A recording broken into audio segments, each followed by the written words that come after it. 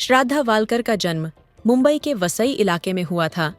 वह एक मध्यम वर्गीय परिवार से ताल्लुक रखती थी। उसका बचपन हंसी खुशी से भरा था। श्राद्धा एक चंचल और जीवन से भरपूर लड़की थी। उसने कॉलेज में अच्छे नंबरों से स्नातक किया और एक निजी कंपनी में नौकरी करने लगी। श्राद्धा एक खुशमिजाज और हंसमुख लड़की थी। उसके माता पिता उसे बहुत प्यार करते थे और उसके भविष्य के सपने देखते थे। वहीं दूसरी तरफ आफताब पूनावाला भी वसई में रहता था। वह एक साधारण परिवार का लड़का था जो हमेशा से बड़ा बनने का सपना देखता था। उसकी शिक्षा और परवरिश साधारण थी, लेकिन उसके मन में कुछ बड़ा करने की चाहत थी। इन दोनों की मुलाकात 2019 में एक डेटिंग ऐप के माध्यम से हुई। पहली मुलाकात में ही दोनों के बीच एक खास जुड़ाव महसूस हुआ। वे एक दूसरे को बेहतर जानने लगे और धीरे धीरे उनके बीच का रिश्ता गहरा होता गया। श्राद्धा और आफताब का प्यार दिन ब दिन बढ़ता गया, लेकिन उनके परिवारों ने इस रिश्ते को स्वीकार नहीं किया। श्राद्धा के परिवार को उनके धार्मिक मतभेदों के कारण आपत्ति थी। उन्होंने श्राद्धा को समझाने की कोशिश की, लेकिन प्यार में डूबी श्राद्धा ने अपने परिवार के विरोध को नजरअंदाज कर दिया। वहीं आफताब का परिवार भी इस रिश्ते के खिलाफ था, लेकिन उन्होंने अपने बेटे के फैसले को मान लिया। धीरे धीरे दोनों ने अपने परिवारों से दूरी बना ली और साथ में रहने का निर्णय लिया। 2022 के मई महीने में श्राद्धा और आफताब ने मुंबई छोड़कर दिल्ली में एक नई जिंदगी शुरू करने का निर्णय लिया। दिल्ली के मेहरौली इलाके में उन्होंने एक अपार्टमेंट किराए पर लिया और नए सपनों के साथ वहां बस गए। शुरुआत में सब कुछ ठीक चल रहा था। दोनों ने दिल्ली में अपनी नई जिंदगी की शुरुआत की। श्राद्धा ने एक नई नौकरी ढूंढी और आफताब भी अपने काम में व्यस्त हो गया। उनका अपार्टमेंट एक छोटा सा स्वर्ग था, जहां वे अपने प्यार भरे पलों को जीते थे। समय के साथ उनके रिश्ते में छोटी छोटी बातों पर झगड़े शुरू हो गए।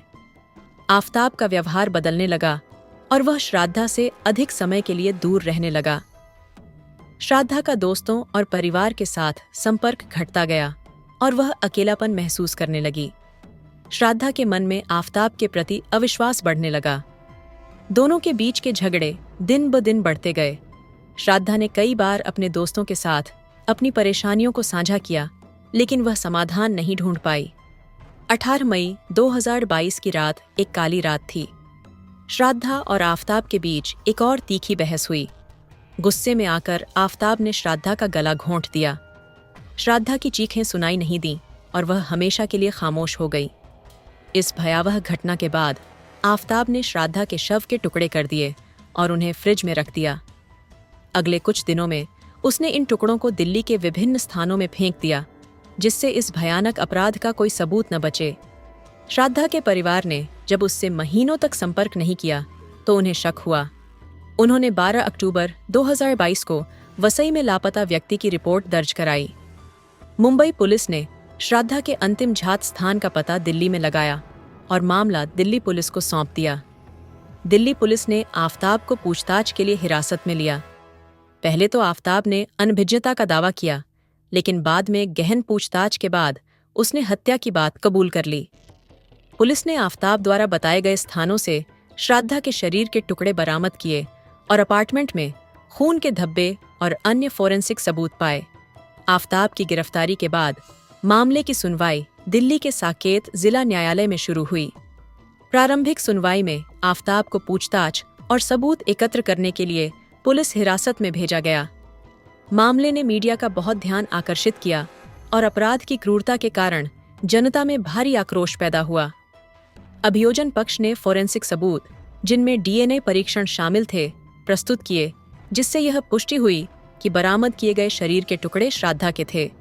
इसके अलावा डिजिटल सबूत जैसे कि स्थान, डेटा और श्राद्धा और आफताब के बीच की संचार भी प्रस्तुत किए गए। रक्षा पक्ष ने जांच में प्रक्रियात्मक त्रुटियों पर जोर दिया और कुछ सबूतों की वैधता पर सवाल उठाया, लेकिन भारी फोरेंसिक और परिस्थितिजन्य साक्ष्यों ने उनकी स्थिति को कमजोर कर दिया। इस घटना ने समाज में घरेलू हिंसा, महिलाओं की सुरक्षा और कानून प्रवर्तन की भूमिका जैसे मुद्दों पर महत्वपूर्ण चर्चा की है।